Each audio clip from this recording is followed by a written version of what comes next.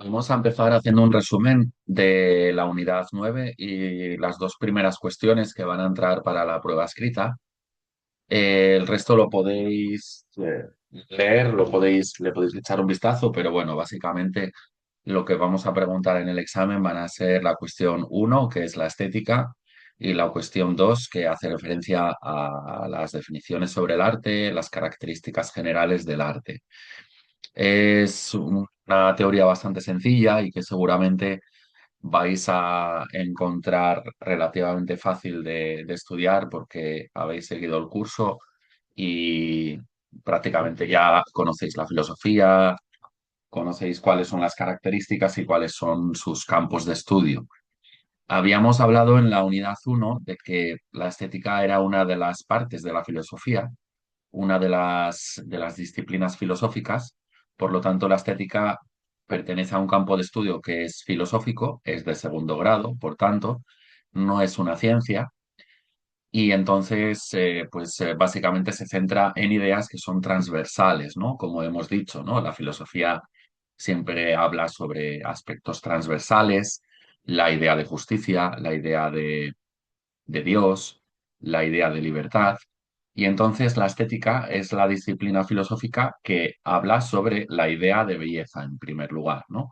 Sobre todo se trata de la idea de belleza. Entonces pone, digamos, el centro de toda su reflexión en considerar qué es lo bello, qué características tiene lo bello, eh, por qué le tenemos que atribuir a ciertos objetos, ciertas personas o ciertos elementos naturales características como lo bello. Entonces, el término estética nos referimos en primer lugar a una dimensión antropológica de carácter universal. ¿Qué quiere decir esto? Pues la idea de belleza y la idea de estética se nos presenta siempre pues, desde un punto de vista de la etnografía, la arqueología, la prehistoria, la historia, y entonces se refiere a hechos donde en todas las culturas el ser humano ha funcionado respecto a unos objetos que ha considerado que pueden ser bellos o que pueden ser susceptibles de tener un contenido estético, ¿no? Pues, por ejemplo, las viviendas, los vestidos, eh, cierta escritura, por ejemplo, pinturas, es decir, todo lo que la cultura objetiva, extrasomática, ha hecho, pues todo eso puede ser considerado como algo bello, ¿no? Pues, por ejemplo, un artefacto tecnológico, puede ser un móvil puede tener ciertas características estéticas, un vehículo, un coche, una bicicleta, es decir, todo aquello que ha sido producido por el ser humano puede ser susceptible de tener un componente estético. También se le relaciona con los aspectos que tienen que ver con la naturaleza, ¿no? Por supuesto. Cuando contemplamos un paisaje, pues también podemos estar refiriéndonos a un paisaje bello, ¿no? Pues montañas, ríos, una playa. Y esto entraría también dentro de la categoría de lo estético. Es decir, no solamente entra dentro de la reflexión sobre lo bello, los productos hechos por el hombre, sino también, pues, cualquier contenido de la naturaleza. En sentido estricto, podemos decir que la estética es una disciplina filosófica que aparece en torno al siglo XVIII. Entonces, se centra sobre todo en esos aspectos eh, primarios y principales atribuidos a la belleza, ¿no? Dice, la estética intentará clarificar la esencia de la belleza y sus conceptos próximos, ¿no? También considerará su presencia en la naturaleza, como hemos dicho, los efectos de su recepción, los vínculos con otros valores como la verdad o el bien. Es decir, aquí también podemos relacionar la idea de belleza dentro de esta categoría estética eh, con otros términos como la belleza, perdón, como la verdad o como el bien, ¿no? Que también los hemos tratado en filosofía, ¿no?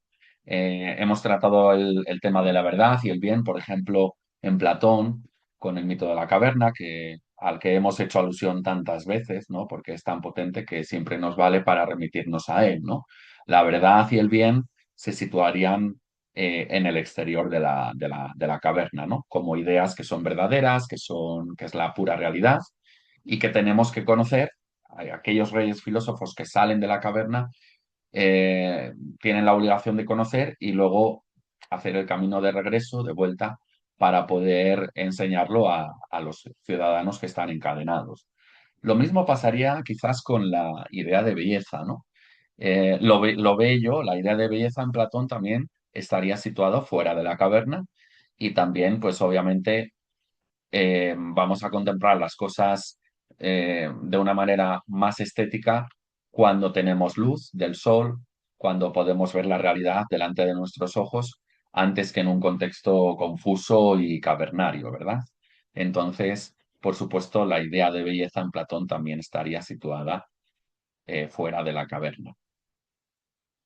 A continuación, por lo tanto, vamos a repasar bueno, pues algunas concepciones de la idea de belleza que se han extendido a lo largo de la historia de la filosofía y que, bueno, que en este sentido podemos decir que la estética no es una disciplina filosófica que haya nacido, por ejemplo, tanto, por así decir, en la Grecia antigua, sino que fue posterior, ¿no? Hemos dicho que nace en el siglo XVIII. Ello no quita para que otros filósofos anteriores, como hemos dicho, Platón, Aristóteles, Santo Tomás, Descartes, hayan tratado la idea de belleza desde un punto de vista filosófico.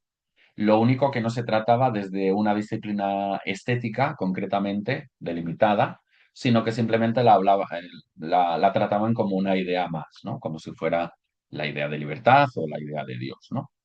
Entonces, ahora vamos a centrarnos en un pequeño recorrido histórico que ofrece la idea de belleza, en tanto que implica la relación entre un sujeto y un objeto. Es decir, el sujeto que recibe, digamos, ese input, cuando estamos contemplando un objeto, es el receptor, ¿no? Es decir, tiene que ser un individuo que tenga sentidos, que tenga, bueno, pues la inteligencia para poder, digamos, pues apreciar esos fenómenos. Y después tiene que haber un objeto, ¿no? Que es la cosa que se observa. En este caso, si apreciamos, pues, por ejemplo, pues la Casa Batlló en Barcelona, que fue diseñada y hecha por Gaudí, por Antonio Gaudí, el arquitecto, pues en este caso el objeto es la cosa que se observa, es el edificio, con todas sus configuraciones, pues todas sus configuraciones matemáticas, estéticas, etcétera, de materiales y todo, y también pues el sujeto que los observa, ¿no? En este caso, pues los miles de turistas que llegan a Barcelona cada año, ¿no? Y también los intérpretes del arte, ¿no? Que esos serían los receptores que son, digamos, más especialistas en el campo. Entonces, el objeto que se observa puede ser una obra de arte, pero no tiene por qué. Es decir, la estética no se centra únicamente en el arte, no es filosofía del arte, sino que habla sobre la idea de belleza en general, no solamente belleza en el arte. Esto hay que tenerlo claro, ¿no? Entonces, puede ser, obviamente, el objeto que se observa puede ser una obra de arte, pero puede ser también, pues, un instrumento producido por el hombre, como hemos dicho, ¿no? Un vehículo, una máquina, pues, no sé, cualquier cosa. eh, y también puede ser un accidente de la naturaleza, también.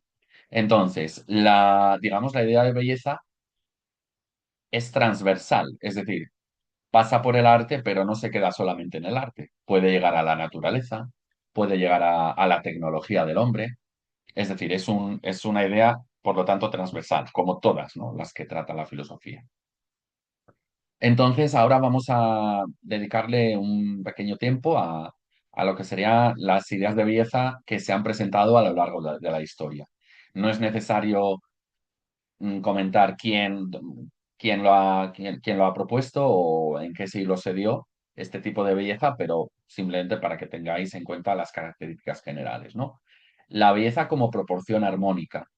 Esta es una teoría que habla sobre sobre el objetivo de la belleza en torno a la armonía de las proporciones. Algo es bello porque tiene una proporción, tiene un orden y tiene una simetría, ¿no? Es decir, tiene cierto equilibrio en los espacios, en las proporciones, en el orden expuesto dentro de un ámbito.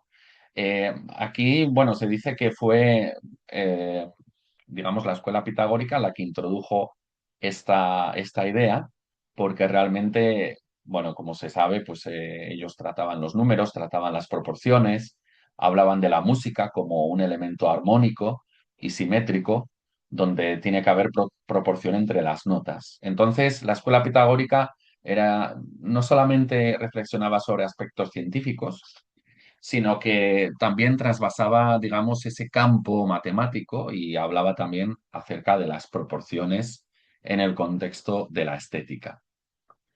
Pues simplemente esto, ¿no? También podemos tener, pues bueno, pues reflexiones sobre metodologías, edificios, esculturas. Una pintura, por ejemplo, aquí como la que tenemos, pues también debe ser analizada en función de sus espacios, de sus simetrías, de su orden, ¿no? Y en ese caso, un objeto será bello cuando es proporcional, ¿no? Cuando tiene unas proporciones adecuadas, ¿no? Cuando hay un equilibrio. El segundo concepto de belleza es la belleza como utilidad. En este caso, la belleza es tratada desde una finalidad muy concreta, ¿no? Que es bello lo que es útil, ¿no? Es lo que cumple con su función. Entonces, digamos que aquí puede ser cualquier objeto cotidiano, por ejemplo, podemos ver un sillón, podemos ver una plaza con arcos donde la gente se reunía, donde había claustros, donde se proponían cosas o ideas nuevas para la ciudad. Entonces, ¿por qué es útil un sillón? Pues porque cumple su función y entonces por eso es bello, tiene un componente estético. ¿Por qué es útil una plaza? Pues porque allí es posible que la gente se reuniera en torno a, pues eso, a unos problemas de la ciudad y se pudieran resolver, ¿no? También aparece, pues, los arcos, aparecen también unas cubiertas para cuando pudiese, en el caso de que lloviera, pues la gente se pudiera refugiar, ¿no? Entonces, en este sentido, se cumple con la función, ¿no? Que la función es, en este caso, en el caso de la plaza, albergar a los ciudadanos para que puedan discutir aspectos de la ciudad y en el caso del sillón, pues simplemente la función de usarlo, ¿no? De sentarse en él, de que sea cómodo, etcétera. Pues en este sentido, ha resultado que los tópicos más frecuentes en el contexto de la arquitectura y del diseño moderno tiene que ver con precisamente con la utilidad, ¿no? Hoy en día se dice que las obras del arte moderno, pues se cuestiona de si son útiles, de si tienen estética, de si no la tienen. Entonces, un aspecto muy importante de la filosofía del arte que después veremos es el que concierne a la utilidad del arte, si el arte tiene un fin en realidad, ¿no? Si el arte tiene un fin, o simplemente los artistas hacen arte por el mero hecho de hacer arte y no hay ninguna finalidad intrínseca, ¿no? En él. Eso lo veremos más adelante porque corresponde no tanto ya a la estética, sino más bien a la disciplina de la filosofía del arte, lo cual no son las mismas, ¿eh? No es lo mismo la estética que la filosofía del arte. Como tercera idea de belleza, vemos aquí la idea de la perfección, ¿no? En este caso, la belleza es un fundamento de creación divina. Por ejemplo, Santo Tomás se preguntaba si las cosas eran bellas porque agradaban o agradaban porque eran bellas, ¿no? Entonces, aquí responde más que nada a la visión cristiana de la reflexión filosófica, a que lo bello era una manifestación de la divinidad. Vinculada a la idea de perfección, ¿no? Entonces, bueno, pues tenemos ciertas esculturas, en este caso, donde se pueden apreciar, pues ideas como la perfección, ¿no? Pues, por ejemplo, el cuerpo perfecto, el cuerpo del hombre perfecto. En el ámbito de las culturas siempre se intentaba hacer un arquetipo de lo que debería ser el cuerpo humano vinculado a la perfección, ¿no? Entonces, pues por tanto, eh, esta idea de perfección también tiene que ver con la idea del creador, ¿no? Del ser humano. Y en este caso, el creador del ser humano, para la filosofía cristiana, era pues Dios. Otro de los aspectos fundamentales de la idea de belleza es que se puede ver la belleza como claridad. Y aquí vemos fundamentalmente el sentido clarísimo que hay con la idea de filosofía en general, ¿no? Porque siempre hemos caracterizado la filosofía en este curso como la luz, ¿no? Que intenta deshacer los mitos, las creencias, las ideologías, ¿no? La filosofía es un instrumento que tiene que ver con la claridad, ¿no? Es decir, analizar los conceptos, triturar todas esas ideas falsas que tenemos concebidas, eh, ir contra las ideologías, contra cualquier partido político que haga demagogia y ir contra la mentira. Entonces, por eso habíamos dicho en las primeras semanas del curso que la filosofía tiene un componente desmitificador, ¿no?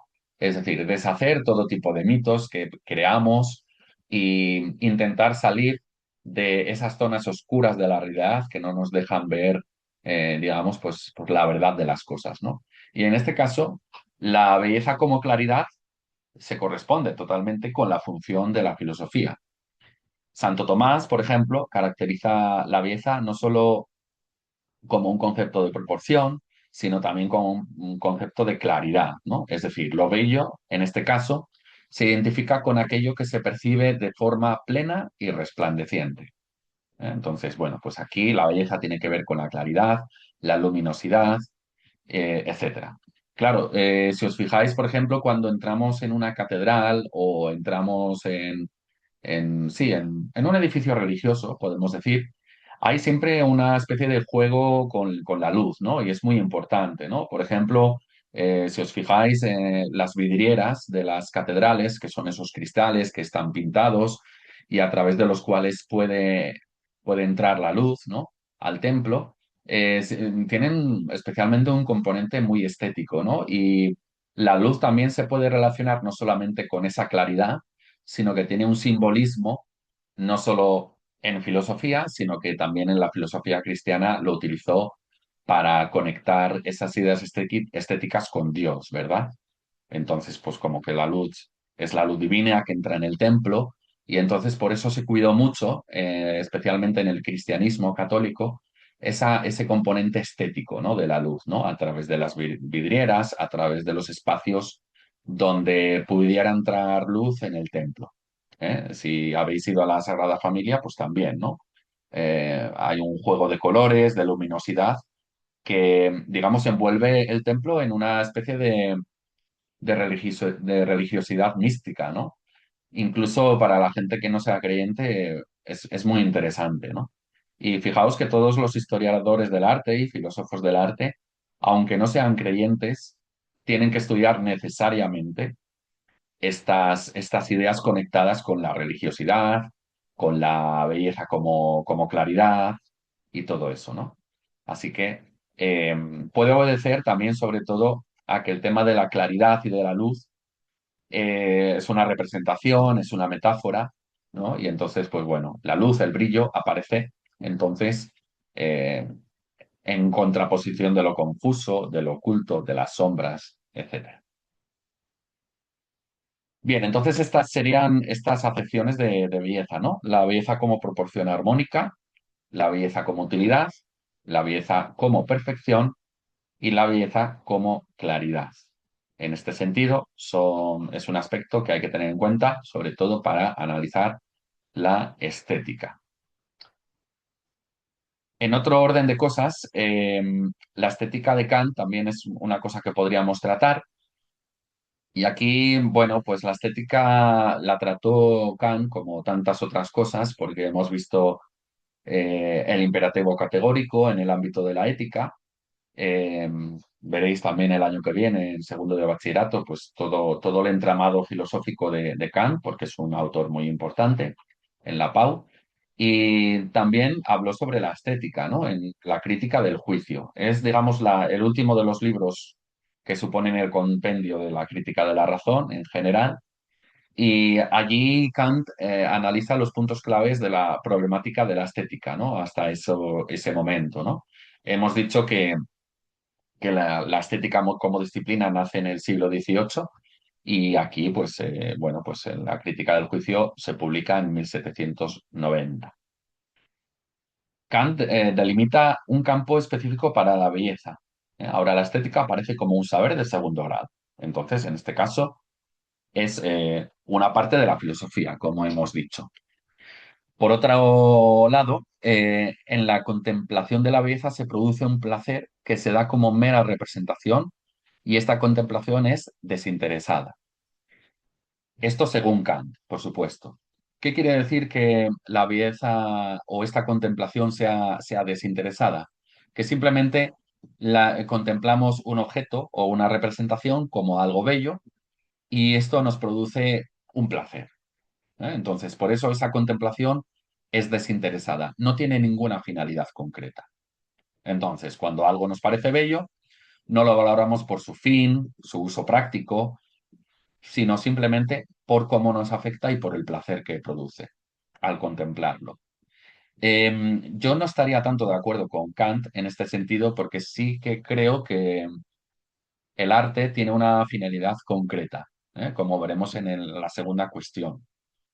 Cuidado con esto porque puede generar confusión, pero esto es lo que dice Kant. Lo que dice Kant es que la belleza o la contemplación de algo bello, como por ejemplo puede ser una obra de arte, no tiene una finalidad concreta. Es decir, Kant es el máximo exponente de la idea de que el arte por el arte, ¿no? Es decir, el arte simplemente cumple la función de generar placer y de generar belleza y es algo contemplativo que no produce nada, por así decir.